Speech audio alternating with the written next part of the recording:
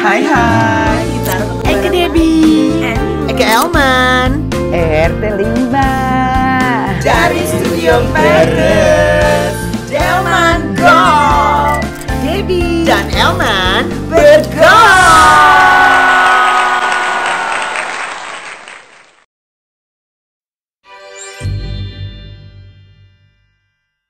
Hai, kita kembali lagi di Delman Golf. Tapi kali ini Eke sendora aja karena si Elman lagi ke Taiwan, say.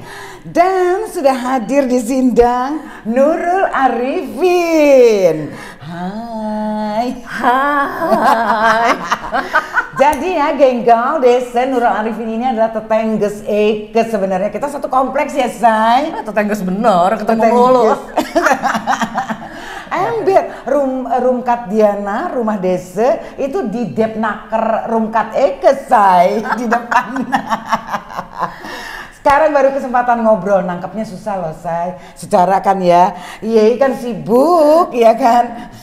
Yoi, aduh, ini gue jawabnya biasa-biasa aja kan? Biasa aja jawabnya. Soalnya kalau ketemu Debi ini dengerin Debi terus lihat di IG, lihat di YouTube, bawaannya ketawa melulu gitu. Jadi sambil ketawa sambil mikir, sebenarnya itu ngomong apa sih gitu kan? Coba-coba menginterpretasikan gitu. Oke, kita mulai ngobrol ya. Nurul, Eke kenal dia sebagai tetangges, tapi ceritain dong masa kelinci ye, masa kecil ye, lahir besar di mana, say? Waduh, masa kelinci Eke nih diburu-buru. Duh, kelinci namanya kelinci ya. Diburu-buru kan gitu.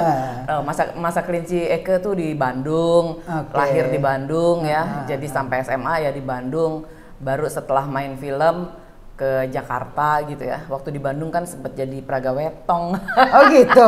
Pragawetong foto model gitu ya. Di Bandung tuh. Di Bandung. Jadi Tapi waktu kecil sekolahnya gimana? Iya, karakternya gimana dia sih waktu kecil? Jadi karakter gue mungkin dibentuk karena sekolah gue kan sekolah Katolik ya. Dari TK sampai SMP, baru SMA tuh SMA negeri.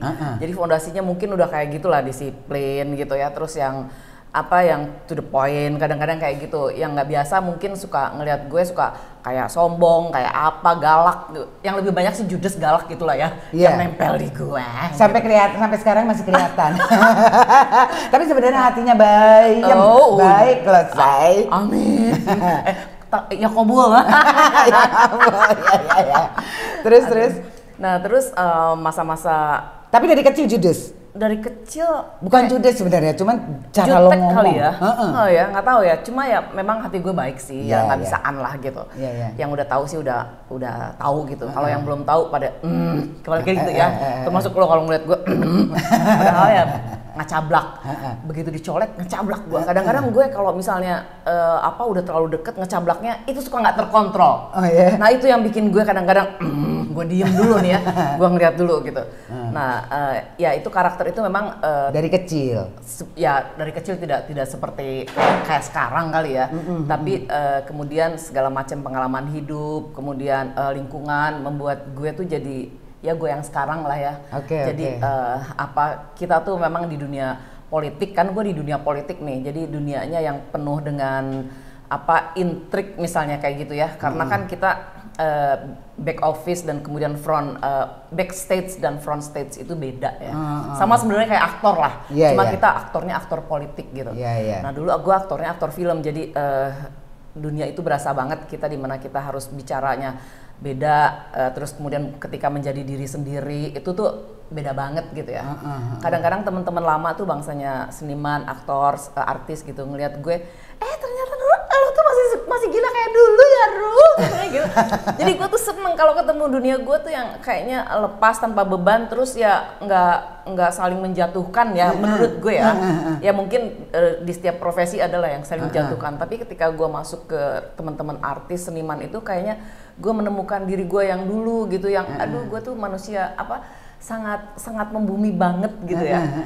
Nah, jadi dari pertama gue umur 15 tahun menang Gadis Logo, terus jadi. Oh gitu, ya ikut tuh lomba-lomba itu, kompetisi. Ikut waktu SMA kelas 2 gue.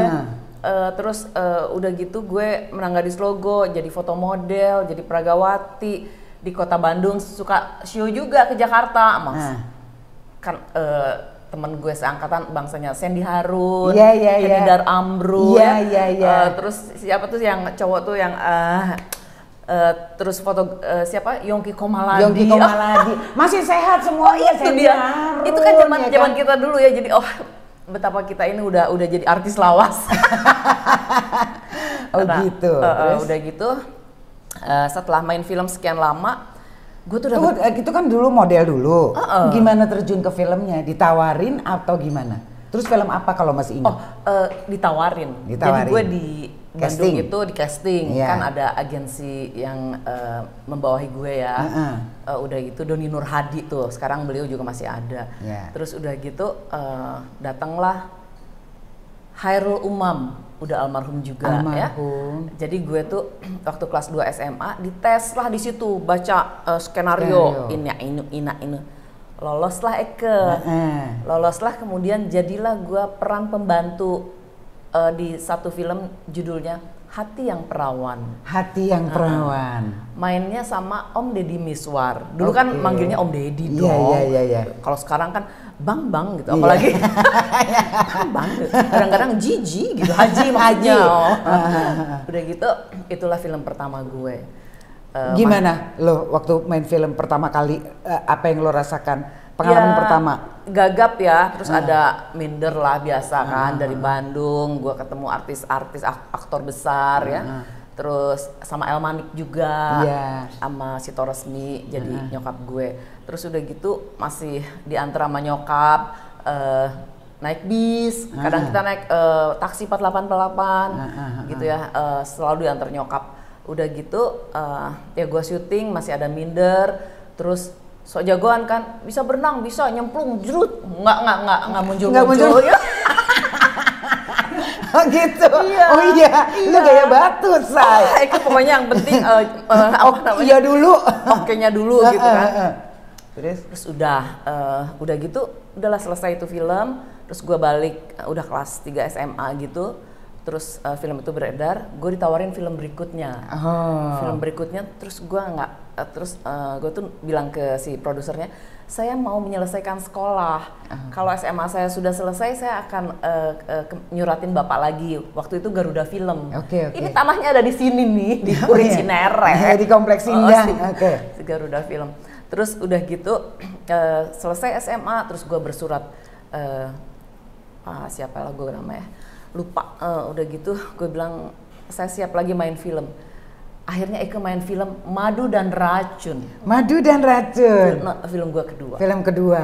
Mainnya sama Riko Tempati. Jadi peran utama. Terus Riko tuh waktu itu masih boom ya, Riko kan lagi di atas-atasnya, lagi hits. Terus Riko tuh suka ke gue tuh suka melecehkan maksudnya secara siapa lo anak baru lo gitu pemain ya. baru. Iya kan Riko. Berdasarkan nama lo.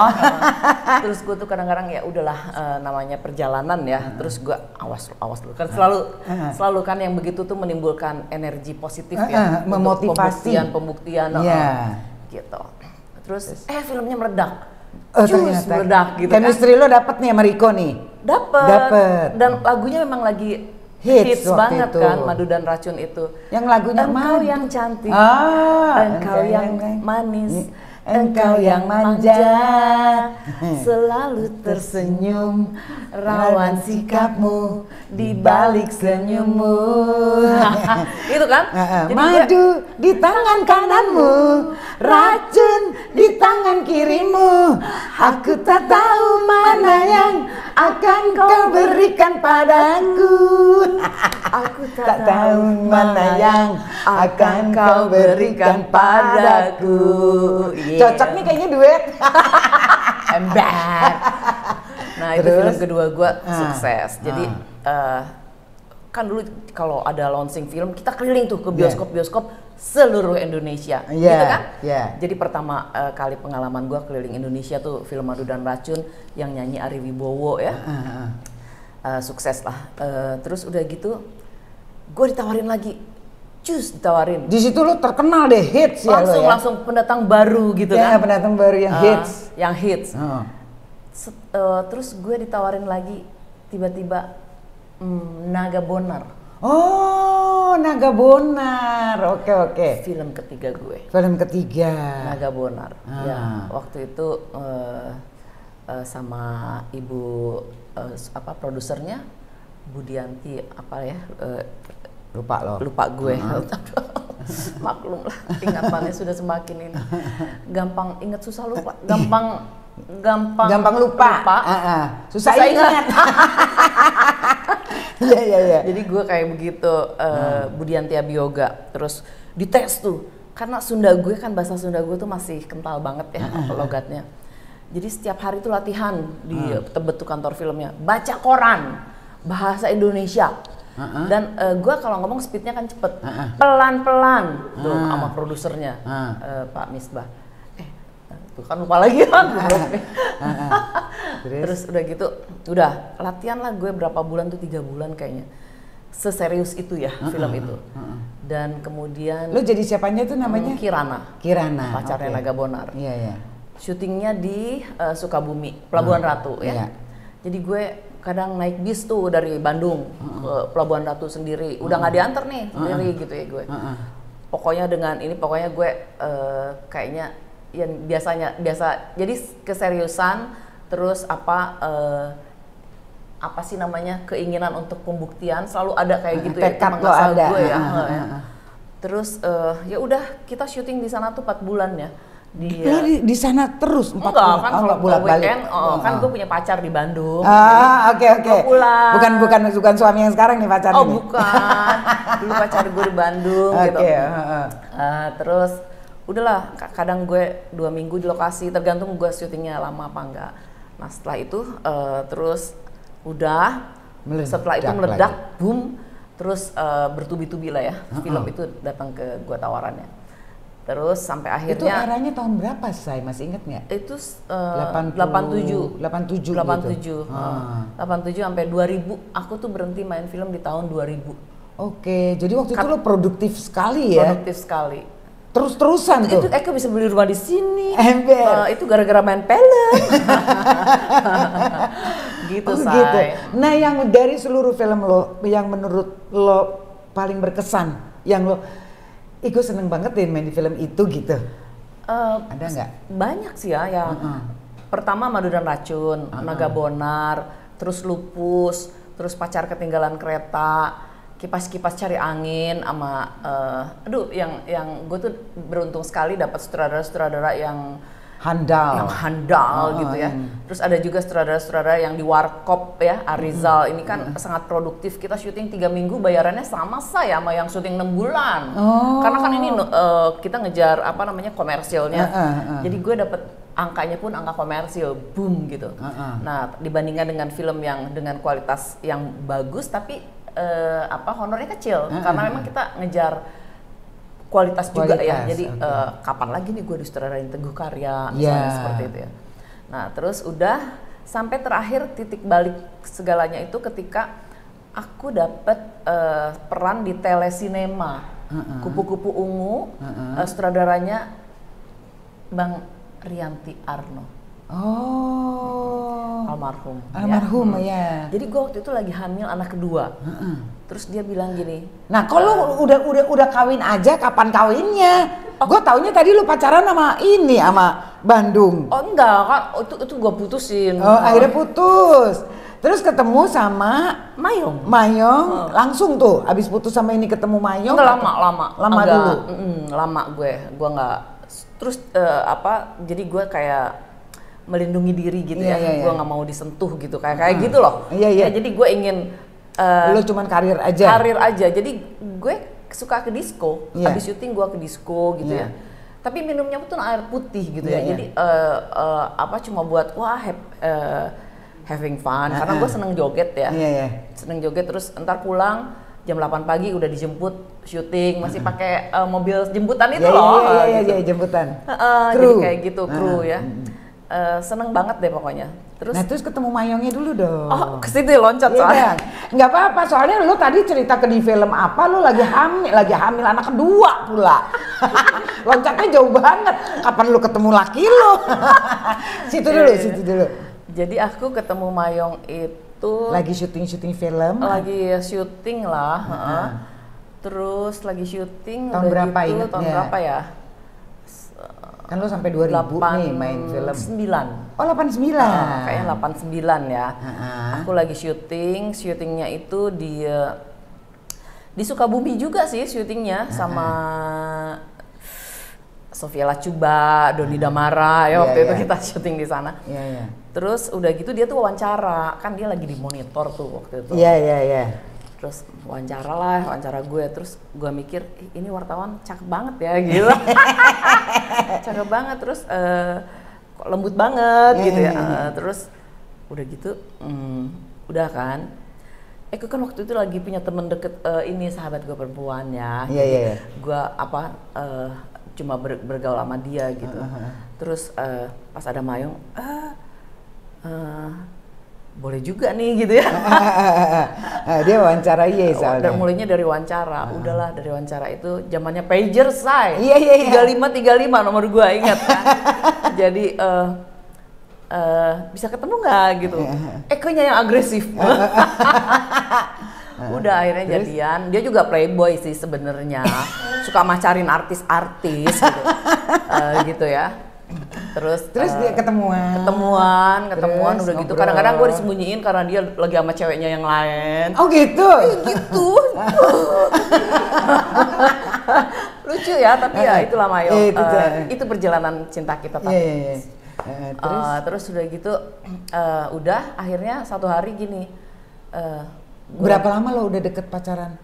Jadi udah hitungannya pacaran? Setahun setengah lah. Pacarannya? Setahun setengah. Udah menyatakan oke, kita pacaran, kita jalan bareng? Setahun setengah jadi, karena meritnya 2 tahun setengah setelah pacaran ya. Iya. Setahun setengah itu terus gue bilang di mobil nih, ayo kita kawin. Gue yang ngajakin gue yang ngajakin, gila. Terus gue nggak tahu kalau kita beda agama. Geblek ya. Terus dia ngomong gini, tapi Nurul tahu saya Katolik. Oh. jadi lo selama ini pacaran lo nggak pernah nanya-nanya? Saking butanya gue ya melihat orang Jawa ya semuanya Muslim lah gitu ya. Terus gitu kan.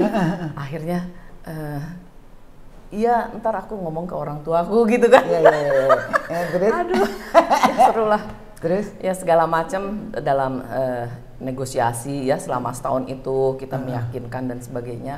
Akhirnya meyakinkan bahwa kalian bisa berjalan tapi masing-masing. Masing-masing. Gitu? Oke, meyakinkan masing-masing keluarga nih. Iya. Okay. Kalau buat gua kan itu semacam harga diri ya. Jadi gua nggak bisa, gua nggak mau pindah lah. Itu komitmen gue. Iya. Terus Mayong juga gitu. Terus ya nanti anak ya terserah anaknya gitu kan. Akhirnya kita menikah terus. Keluarga akhirnya setuju dengan kondisi itu. Tapi sebulan sebelum ini merit tuh bapak gua meninggal ya. Jadi aku sama ibu, terus wakilnya adalah kakakku gitu. Jadi kakak gue juga ada yang Katolik juga, adik gue Kristen. Jadi di gue tuh emang di rumahnya sangat memang beragam gitu. Bineka Tunggal Ika lah ya. Jadi kayak gitu. Lo berapa bersaudara sih, Say? 11. Tapi sekarang udah nggak ada 5. Udah nggak ada 5. Iya kan anak keberapa? Anak ke-10. Iya ke-10. Adik masih ada? Masih ada adik gua. Oke. Terus udah gitu. Jadi beragam deh keluarga lo. Iya. Jadi tradisi inilah sebetulnya yang ingin gua wariskan ya ke anak gue. Karena kan sekarang kalau kawin campur susah banget. Kalau zaman lo dulu masih boleh ya? Masih boleh. Nikah masing-masing gitu Iya, ya? kecatatan sipil. Iya. Terus tradisi ini yang gua ingin teruskan. Karena kan sekarang susah ya kawin. Kadang-kala di kelompok minoritas susah menemukan yang seiman gitu. Dan gue bertahan begitu. Kalau bisa seperti inilah, karena kan ini bisa menjadi contoh bagi yang lain. Bahwa di sini tuh bisa terjadi, kita bisa gitu ya, dan nggak ada masalah gitu. Kadang-kadang gue bingung juga sih. Aku sama Mayong tuh nggak pernah berantem yang bang gitu ya. Paling kalau berantem cuma kalau dia sebel, aku nggak suka ibu kayak gini. Oke. Terus kalau gue kan biasanya masalah waktu. Mayong kan orang suka ngaret ya. Jadi gue tuh sering kali berantem tuh soal. Berantemnya tuh soal gitu kan. Udah kayak gitu. Ya udah berapa tahun jadi sekarang Mama Mayong? Sama Rumah tangga, Mayong 32. Wow. 32 tahun. 32 nggak berasa ya, dengan kondisi masing-masing. Tapi Iya. pasti awal waktu pernikahan ada kesulitan menyamakan visi misi atau enggak? Atau Enggak sih. let it flow aja? Let it flow ya, dan lebih banyak justru kendalanya itu dari orang luar, yang bahkan bukan saudara. Kalau saudara itu mereka udah tahu sikap Udah gue maklum, ya, udah memahami. udah maklum lah. Jadi buat gue tuh silahkan aja, tapi jadi ya kayak gitu ya. Jadi challenging dalam hidup gue itu jadi membuat gue terbiasa ya. Dan terus yang hal seperti ini jadinya tambah lagi nih. Oh, challenge lagi kan. Awas lo gue buktiin. Gue bilang gitu kan. Nah, alhamdulillah sampai hari ini aku masih sama Mayong ya. Mudah-mudahan until death do us part. Itu kan janjinya. Terus udah. Pertanyaan lu apa lagi? Ya tadi kan gue nanya itu tuh, lo ada konflik nggak awal-awal konflik dari orang luar menurut lo? Tapi lo sendiri berdua bikin satu kesepakatan atau enggak? Kesepakatan tuh artinya ya udah gue hargai lo hargai gue, misalnya gitu. Terus waktu dia menjalankan ritual-ritualnya lo kayaknya lo oke-oke aja ya? Iya, I'm okay. Dia mau ke gereja oke. Aku minggu depan mau umroh, jadi sholat ya sholat aja, tidak. Dan aku di awal ngomong gini, jangan saling mempengaruhi. Oke. Jangan memasang lambang-lambang apa, ada salib, ada apa, misalnya gitu ya. Gue juga nggak ada yang kaligrafi whatever. Itu jadi buat gue rumah gue ya rumah bersama ya. Jadi seperti itu. Terus pernah sih satu hari yang gini loh. Lebarannya hari Minggu, kalau nggak salah itu lebarannya hari Minggu. Sementara dia tuh kalau hari Minggu ke gereja gitu kan pagi ya. Nah jadi gue abis sholat Id pulang, dia nggak ada, dianya lagi di gereja. Terus gue bilang ke dia pas pulang, Bab, kalau Idul Fitri kan cuma setahun sekali ya. Kalau lo ke gereja setiap minggu ya, lain kali tolong hargain ya, gue bilang. Mungkin ke gerejanya sore lah, jangan pagi gitu.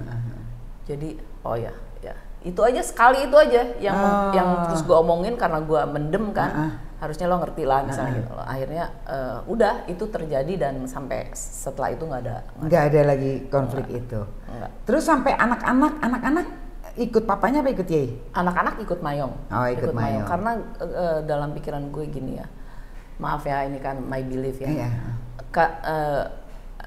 Mayong itu kelompok minoritas. Jadi aku ngerasain perasaan-perasaan dia gitu. Jadi aku bilang udahlah anak-anak ikut bapak aja gue bilang. Aku biarin aku sendiri aja gue bilang gitu. Terus dia happy banget lah ya. Dia happy banget. Oke. Anak-anak ikut Mayong, jadi gue tetap sendiri dan ke gereja apa dibaptis ya. Gue sih dengan dengan besar hati ya, karena kan itu kan my decision gitu. Jadi nggak apa-apa. Terus ya sudah setelah itu jalan ya sampai hari ini ya. Maura udah nggak ada, tinggal di Mel juga ya dia Katolik ya. Gitu. Nah dia sudah punya pacar, nah ada problem lah biasa ya, yang tadi saya bilang. Tapi kan aku bilang ke dia, ibu ingin meneruskan tradisi ini gitu, jangan sampai convert gitu. Ya hambatan sih, karena tidak semua orang bisa menerima situasi yang berbeda seperti yang aku anut gitu ya. Tapi saya namanya ibu ya selalu berdoa buat tiap malam buat anak gue, even buat pacarnya. Semoga menemukan jalan solusi yang terbaik buat kalian berdua gitu. Ya mudah-mudahan nantinya ada solusi lah. Sekarang kan Dimel lagi kuliah. Lagi di luar ya? Lagi di luar. Oke. Tapi patut menjadi inspirasi loh, sikap toleransi yang sangat luas Ya kan, Say? Apalagi mengarungi rumah tangga udah 32 tahun cucok loh. Nah, sekarang lanjut yang tadi lo bilang, gue lagi syuting film, gue lagi hamil anak kedua. Nah, itu syuting film apa, Say? Jadi gue waktu itu udah ada TV swasta. Kan film lagi agak merosot karena monopoli 21 gitu ya. Produksi film lagi merosot, ada transisi ke TV. TV-nya cuma ada RCTI. Gue main sinetron tuh 200 episode, ada-ada aja, inget nggak lo? Iya. Ada-ada aja, inget kan? Sama Jimmy Gideon bukan ya? Bukan, sama yang Arab itu, terus sama Kiki Fatmala, sama Chris Salam, Rudi Salam, yang jadi suami gue. Ya, pada waktu itu. Terus, Abud, ya masih Abud. Iya kan, Wan Abud. Iya. Oke, terus itu banyak sekali episodenya. Terus udah gitu main banyak sinetron. Nah terus ditawarin sama siapa, Mas Rianti Arno ini, telesinema Kupu-Kupu Ungu. Kupu-Kupu Ungu episodenya cuma 7 apa 8 gitu. Yang bercerita tentang gue sebagai dokter yang concern dengan HIV AIDS. Oke. Terus gue lagi bunting dong. Terus aku ngomong ke Mas, panggilannya apa sih gue lupa ya? Siapa? Iya Mas Ratno ini. Nano. Mas Nano, aduh loh, gitu gue dari tadi Nano itu kan. Iya Nano. Terus ya Mas Nano. Dengan Mas Nano itu gue bilang, ya udah kita tunggu Nurul sampai melahirkan, karena dia pengen karakter gue yang emang jutek-jutek gitu ya. Cocok ini dokter siapa tuh namanya, kata Mas Nano tuh untuk buat peran Nurul. si pemeran utamanya itu. Oke. Jadi gue sampai anak gue si Dimel itu umur 3 bulan ya, kadang-kadang aku nyusuin bawa disitulah aku syuting. Jadi dokter jadi kan aku tuh sebelum syuting harus belajar dulu tentang HIV AIDS, tentang orang yang hidup dengan HIV AIDS, terus bagaimana penularannya, pencegahannya dan pengobatannya. Jadi itu tuh sampai ngelotok, kan ada sponsornya Ford Foundation ya, terus sampai ngelotok, kemudian mainlah itu, itu sukses ya karena bicara tentang AIDS yang masih tabu, tapi di luar itu sukses gue yang lain gitu. Makanya gue nggak bisa lupa tuh sama Mas Nano, karena menjadikan gue aktivis perempuan itu titik baliknya di situ. Jadi karena mau nggak mau harus mempelajari si penyakit itu, akhirnya sampai intuit gitu ya? Iya, karena aku karena aku populer ya. Jadi saya tuh diminta sama Yayasan AIDS lah, sama apalah pokoknya lembaga-lembaga AIDS itu untuk bicara ke seluruh tanah air ini tentang HIV AIDS. Penularannya lewat apa? Kan narkoba, jarum suntik gitu ya, seks bebas kayak gitu. Nah, akhirnya aku di situ jadi aktivis narkoba juga, ya drugs gitu, drugs abuse. Terus di samping itu tambah melebar lagi, ternyata banyak korbannya itu perempuan, karena mereka tidak bisa menolak secara seksual dari suaminya. Jadi karena powerless, hubungan yang tidak seimbang. Akhirnya Eke tuh belajarlah tentang feminisme, subordinasi perempuan. Lo bayangin coba, tiba-tiba yang artis film hiburan aja bicaranya jadi banyak hal. Oh my god. Terus teman-teman gue lingkungannya jadi berubah, dari artis semua, terus tiba-tiba banyak aktivis, akademisi, gitu ya, dokter, gitu. Nah itulah terus akhirnya, ini tidak bisa dipisahkan dengan politik karena semuanya kebijakan secara struktural itu dari negara. Wow, Masya Allah, gitu ya. Gitu. Gitu. Jadi lu mau teriak-teriak kayak apapun juga, ada ininya nih kaitannya ke politik, negara yang harus memberikan aturannya. Bener. Terus yang teman-teman akademisi dari teman-teman UI bilang gini, kalau lo nggak masuk ke dalam sistem, percuma jadi aktivis doang. Harus masuk ke dalam partai politik. Udahlah, waktu itu tahun 2003 tuh, lagi memperjuangkan undang-undang pemilu yang keharusan 30% calegnya adalah perempuan. Itulah titik awal gue nongkrongin di DPR, ngelihat sama teman-teman aktivis perempuan semua nih. Mendesak para politisi ya untuk menggolkan undang-undang itu, pasal tentang perempuan 30% itu. Iya. Gol, isu bersama kan nih, isu bersama, jadi perempuannya banyak. Terus undang-undang itu gol. Gol.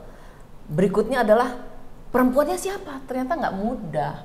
30% perempuan sebagai caleg itu nggak mudah. Sampai hari ini sih. Ya. Sampai hari Makanya ini. kan seringkali juga dicomot sana, comot sini perempuannya.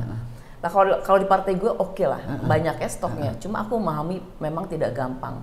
Ada yang keinginan sendiri, ada yang karena mau tidak mau harus ya, karena harus persyaratan ini. Tadinya dia kan cuma untuk berorganisasinya aja gitu. Nah terus udah gitu waktu itu sama Setro tuh. Gimana nih cara melengkapinya? Direkrutlah 100 perempuan aktivis ini. Diundanglah semua elit-elit partai politik. Kita nih dijajarin kayak jualan.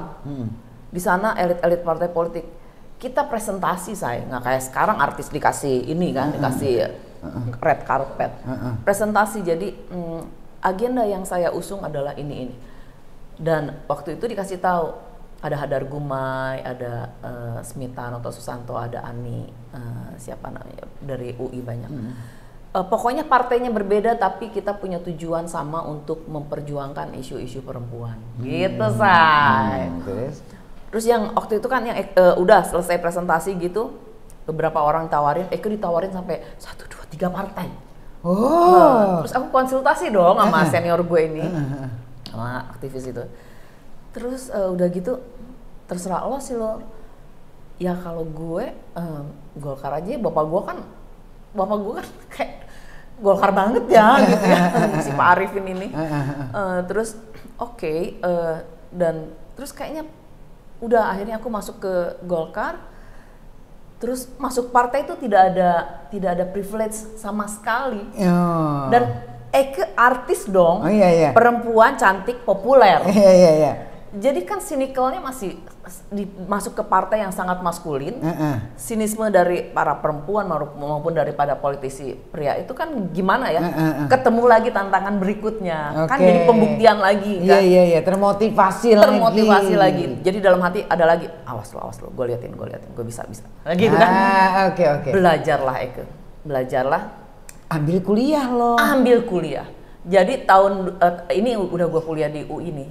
Waktu itu tahun 2000, karena dari teman-teman gue aktivis, motivasinya sangat kuat. Rul, kamu kuliah lagi deh. Saya rekomendasiin, ada dari dosen UI ya, teman-teman itu banyak ya, senior. Terus dari Ford Foundation juga aku dapat beasiswa untuk meneliti tentang reproduksi perempuan gitu ya. Jadi keasah bener kan. Terus tahun 2000 tuh aku kuliah lagi. Untungnya masih ada extension di UI. Setelah 12 tahun aku nggak kuliah kan, tamat SMA itu. Terus gue ngomong ke Mayong, Bab, aku mau kuliah lagi. Apa ya? Aku ambil apa ya? Komunikasi aja ya, aku bilang gitu. Terus dia tuh ngomong, kalau komunikasi belajar dari aku aja. Katanya Ibu ambil ilmu politik aja, dunia ibu udah di situ. Katanya gitu ngomongnya. Terus ya udah, gue ambil FISIP ilmu politik gitu. Udah gue selesai tahun 2004 ya. 2004 itu gue selesai, nyalek kalah. 2004 karena, itu? Sistemnya masih tertutup, nomor urutnya nyoblos partai. Iya. Gue dikasih nomor ketiga. Suara gue paling banyak. Saat itu 89.000. Suara di atas gue kecil-kecil tuh, 25.000, 40.000. Jadi gue sumbangin suara gue. Gitu ya. Iya. Karena lo ketiga ya? Ketiga, kursinya dapat 2. Udah gitu, biasalah kalau gitu kan tawaran dari partai lain, pindah. Tapi sekali lagi, enggak, gue di sini aja stay. Ini ujian loyalitas. Iya. Gue konsisten di partai, udah nggak dapet. Gue tahun 2004 itu akhirnya gue ambil S2. Sampai 2007, S2 UI ilmu politik juga. Nah, tapi lo waktu itu udah nggak syuting ya? Gue udah nggak syuting. Lo udah decided. Jadi begitu gue masuk ke partai tahun 2003 itu, gue berhenti untuk main film. Gitu. Kayaknya kayak gitu deh. Terakhir tuh gue main sama Arya Kusuma Dewa ya. Terus udah Udah gitu 2007 gue selesai, gue banyak penugasan dari partai ke sana sini sampai gue dapet penghargaan itu dari World Economic Forum yang youth-nya ya, anaknya si Profesor Swam itu. Jadi gue sebagai salah satu leaders untuk waktu itu masih young gitu ya, kategorinya masih muda, yang memiliki kepedulian tentang HIV/AIDS, perempuan gitu. Jadi aku ke Zermatt. Lo terus di situ ya konsisten di jalur perempuan itu. Bener. Jadi gue nggak nyangka juga bahwa apa yang kita lakukan itu dapat perhatian dari dunia internasional. Iya kan? Iya dong. Jadi aku dapat penghargaan itu, terus akhirnya 2009 saya running lagi, masuk DPR, alhamdulillah karena dapat nomor 1. Jadi nggak naik nih ya nomor 1 Nomor nih dapet. 1, cuma sistemnya memang sudah terbuka, popular vote gitu. Jadi udah dapat nomor 1, kemudian judicial review, ternyata sistemnya nggak tertutup lagi, terbuka. Ya udah itu mah gampang lah, gue menang 142.000, aku inget banget. Oke, itu 2009 tuh. Terus sampai sekarang lo konsisten, berarti lo udah berapa tahun? 2019. 10 tahun, 13, berapa tahun sih? Udah 2009. Kan 2009 sampai 2014 satu periode. Periode berikutnya saya running lagi kalah. Oke, 2014 kalah. 2014 kalah ya, gara-gara terlalu jadi jubir partai, undang-undang ini gitu ya waktu itu. Nggak fokus. Nggak fokus lah, pokoknya gue over confidence juga. Iya. Oh tenang, dapat gitu. Taunya gue kalah ya, itu jadi pelajaran yang sangat berharga. Tapi kembali lagi ada tawaran pindah, enggak, saya bilang saya bekerja lagi buat partai, kemudian kan banyak penugasan ya, ini juga sosial kan modal politik itu banyak ya, salah satunya adalah modal sosial. Modal sosialnya ini adalah popularitas. Nah itu saya punya, jadi alhamdulillah kepake terus dan kita kerja profesional. Siapapun ketua umum ya kita ikut aturan perintah dan leadernya gitu ya. Kita ya follow the leader lah pokoknya. Follow the leader, nggak kemana-mana. Oke. Ya profesionalisme itu mendatangkan satu penghargaan yang menurut gue nih sampai hari ini aku ada di sini. Oke. Jadi partai menghargai teman-teman partai ya, semua kader menghargai karena kita serius, karena kita kalau ngomong benar, objektif, tindakan ini gitulah. Kayak gitulah. Gitu. Nah sekarang 2014 ya berhasil lagi kan waktu tadi? Iya, 2019 berhasil lagi. Ini sekarang lagi mau nyalek lagi? Sekarang mau nyalek lagi buat tahun 2024. Ye ngusung apa nih sekarang? Apa yang Ye mau perbaiki? Kalau visi dan misi sih lebih pada visi dan misi secara general ya. Jadi secara generalnya itu kita ngelihat program sekarang ini banyak yang bagus. Banyak yang bagus yang pro rakyat dan kemudian memang sangat dibutuhkan rakyat ya. Misalnya seperti program pendidikan, program Indonesia Pintar lah, kemudian Kartu Indonesia Sehat, BPJS ya, yang kayak gitu, terus bantuan sosial yang memang angkanya itu terus naik ya. Apalagi program nanti karena kita kan kalau lagi pileg atau pemilihan umum legislatif biasanya yang justru muncul itu adalah pilpresnya. Jadi program itu paralel begitu ya, inline dengan pilpres yang kita usung. Jadi nanti ada pemberian makan siang gratis, minum susu gratis, kayak gitu.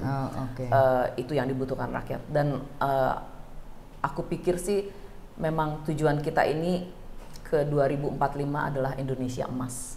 Karena yang namanya bonus demografi itu hanya terjadi 1 abad sekali. Jadi kita mau apain nih bonus demografi? Bonus demografi usia-usia yang produktif ini mau diapain? Kalau mereka tidak diberikan kesempatan, tidak di-challenge, kita tidak memberikan peluang dan trust pada usia-usia produktif ini, kita akan lewat dan akhirnya ketinggalan, nunggu 1 abad lagi yang iya, kita udah nggak ada kitanya. Jadi kayak gitu saya. Oh, oke. Jadi ngomong serius nih. Iya. Oke, sekarang gue mau nanya nih sedikit nih, kan Ye anak 2, Maura almarhumah sama Dimel. Waktu itu boleh tahu nggak sih sedikit kenapa Maura? Maura umur berapa ya waktu itu ya? Gue kenal Maura kecil loh. Maura pada saat itu 27. Mau 28? 27 ya, mau 28 ya. Kita baru liburan tahun baruan ya. Kita tahun baruan ke Amerika, keliling beberapa kota di tahun 2021 itu. Terus dia kan anaknya susah tidur tuh, ya anak-anak itulah, anak-anak kayak sekarang itu yang karakternya Maura gimana sih? Gue kenal Maura kecil soalnya lucu sekali, gemes sekali Maura itu waktu kecil. Maura, iya Maura itu kayak kayaknya ya. Orangnya spontan, tapi baik sekali kayak Mayong ya. Terus dia orangnya sangat apa ya? Dia tuh ada mobil disediain supir lebih suka naik Gojek. Ke supirnya minta dianterin pakai motor. Bergaulnya sama siapa aja ya. Otaknya very smart. Maura itu very smart. Kadang-kadang berpikirnya melompat jauh ya gitu ya. Kita ada turunan jantung ya, karena my father suddenly juga begitu. Terus kakak saya nggak ada, lagi tidur dibangunin nggak ada. 2 orang seperti itu.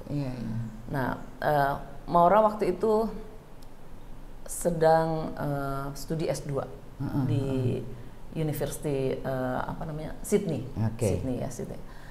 Waktu itu tuh sebelum COVID ya, sebelum COVID. Terus udah nyari apartemen segala di Sydney itu udah dapet, terus dia udah diterima, terus tiba-tiba COVID lah. Dan harus sekolahnya online. Ya, kuliahnya online. Akhirnya kuliah online dan dia itu ya kuliahnya ya di meja makan itu, laptop, set gitu ya. Kuliah. Di situ kuliah, terus dia tuh terakhir ambil tesisnya tentang kekerasan terhadap perempuan, kurang lebih begitu. Ngikutin jejak mamanya. Karena konflik, dia ambil studi kasusnya di Rohingya, gitu ya, tentang perempuan itu. Tadinya mau Papua, terus karena aku bilang, Maura please jangan ngomongin soal Papua, karena ibu kan di politik gitu ya. Udah. Terus ya dia di meja makan itulah malam itu yang kita lewat, nggak adanya di situ. Nggak adanya di situ. Depan laptopnya itu. Gitu ya. Mungkin I don't know, asam lambung ya. Stres kan? Ya, stres. Stres juga karena kok gue nggak bisa kemana-mana. Dia kan sempat ngajar juga. Tiba-tiba dia nggak bisa ngajar buat anak-anak anak-anak ekskul ya di sekolah internasional. Dia belajar tentang science, whatever lah, dia kan demen. Maura anak yang pinter banget. Terus udah dia lagi ini lulus dan kita tuh sedang merencanakan sebetulnya nanti bulan Maret kita kesana sama-sama ngelihat wisuda kamu, mudah-mudahan udah dibuka kan gitu kan. Udah rencana itu tanggal 27 itu Maura nggak ada. Jadi dia lagi sendirian di meja makan karena lagi kuliah. Bangun pagi, Mbak Nah ya, Mbak Nah itu pembantu di rumah. Sejak gua masih gadis sudah ikut kita. Ngelihat orang tuh begini nih. Maura begitu di laptopnya. Iya. Jadi dia kaget dong. Teriak, maksudnya dibangunin ya. Biasanya manggil Maura tuh Jeng gitu ya, terus nggak bangun kan, ya itu teriak gedor kamar ya, ya udah. Itu sesuatu yang udahlah, udahlah, sesuatu yang bikin shock banget emang. Tapi lo cukup kuat dan tegar, Mayong juga semuanya di Mel juga semua, iya kan? Ini sekarang berarti udah 2 tahun ya? 2 tahun. 2 tahun ya? Iya.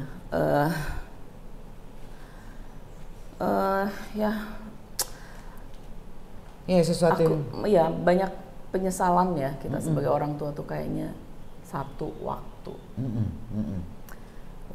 itu maksudnya di Mel aja waktu nggak adanya ya dia minta waktu itu nggak kembali gitu. Kalau bisa orang tua tuh jangan terlalu sibuk gitu loh, tetap. Kan kadang kala gue cuma, hai Mor, ibu tidur ya, set masuk kamar, ya kan? Terus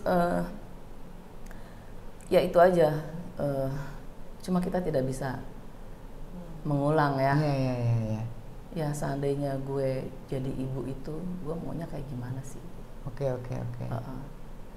Ya, sekarang ada Dimel juga yang masih butuh Dimel, perhatian. jadinya, tapi aku tuh jadi ketakutannya berlebihan ya. Karena aku kan nggak pengen kehilangan. Maksudnya kalaupun mau mati tuh gue mati duluan deh. Kalau jangan laki gue dulu, jangan anak gue dulu gitu. Karena nggak enak banget ditinggalin. Kehilangan itu, iya. Kalau mungkin ditinggalin orang tua, ya kita sudah bisa menghitung ya. Orang tua kita udah sepuh, ini someday akan. Tapi begitu ketinggalan anak tuh yang, aduh kenapa? Kayaknya ini kematian cuma sejengkal nih di atas gue. Anytime you call me, I'll be there gitu. Nggak takut lagi dengan kematian. Jadi makanya gue tuh kalau berharapnya kalau harus nggak ada duluan, gue deh, karena gue nggak sanggup ditinggalin laki gue, anak gue gitu ya. Gitu, Say. Mudah-mudahan Maura juga damai di sana kan ya. Udah happy, udah damai. Udah tahun ketiga ya? Dua ya? Dua ya? Akan 2 tahun. Januari tahun depan itu. Oke. Terus harapan Ye ke depannya, Ye masih pengen apa lagi nih? Apa yang pengen Ye raih lagi? Sebetulnya aku tuh begini ya, dalam hidupku tuh nggak ada yang aku kepengen ini. Semuanya tuh kayak air aja. Aku tuh melalui hidup ini kayak mengalir gitu ya. Nggak ada ini, tapi dengan satu fokus sih. Aku punya fokus aja. Fokusnya itu untuk satu profesional itu tadi, karena gue nggak mau dilecehin orang gitu. Dari gue muda tuh gue nggak mau dilecehin orang gitu ya. Jadi ya ketika dalam posisi sekarang aku dipercaya jadi wakil ketua umum di partai, terus di tim pemenangan Pilpres juga dapat kepercayaan gitu ya. Selalu ada jabatan-jabatan yang kayaknya orang kasih ke gue tuh dengan trust, si Nurul bisa. Soalnya yang bikin aku happy itu ada satu label, kalau Nurul yang ngerjain pasti beres. Itu aku seneng banget. Pasti beres yang ke satu. Terus yang kedua, kalau Nurul yang ngerjain pasti bagus. 2. Itu tuh cukup. Jadi kan itu kan trust ya. Trust yang nggak bisa dibeli sama duit gitu ya. Tapi kan itu kinerja semua yang kita buktikan. Jadi kayak gitu, makanya kita susah ketemunya. Iya loh, nangkepnya susah banget loh. Dari kapan ya? Kayak dari tahun lalu deh. Terus gencar-gencarnya tahun ini ya, Say. Sesama kompleks aja nggak pernah ketemu. Iya. Jadi kalau aku bisa jalan kan, waktu COVID membuat kita jadi jalan di kompleks ya, karena kompleks ini jalanannya enak ya. Jalan setiap hari itu sejam, aku dapat 5 kilo. Kadang hampir setiap hari, kadang sehari 2 kali. Saking waktu itu kan ngantor juga mesti work from home. Jadi aku banyak dari gym yang tadinya di satu lokasi, member di satu tempat, jadinya nggak ke gym lagi. Pokoknya semuanya di jalan, dan aku nggak bisa naik sepeda, makanya aku pilih jalan. Oke. Gitu.